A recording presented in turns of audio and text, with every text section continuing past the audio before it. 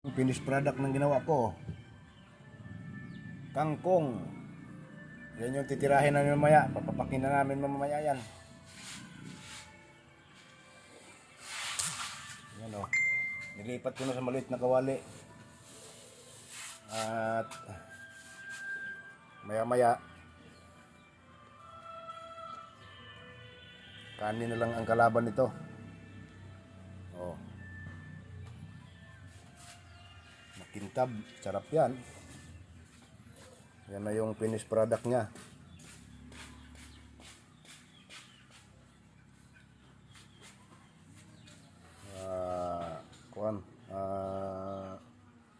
Adobong kiki with mango flavor. Yan na siya. Kainan na mamaya yan. Yan o. Ito yung pang takip niya. Itatakip ko dyan mamaya. Naluto na. Kanina pa naluto yan eh. Kaya ngayon ko lang i-update sa inyo.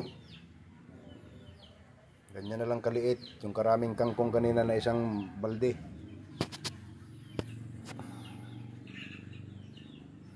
Kaya mamaya pag kumain kami, i-video ko na lang mamaya para masarap yung kainan. Okay. Sige. Iyo. Ito na yung finished product nya. Oh. Kintab. Sarap. Adobong kiki. Ayan. Nailipat ko na sa kawaling maliit. Babus mga buddy. Mamaya na update kayo pagkain na kami. Okay. Babus.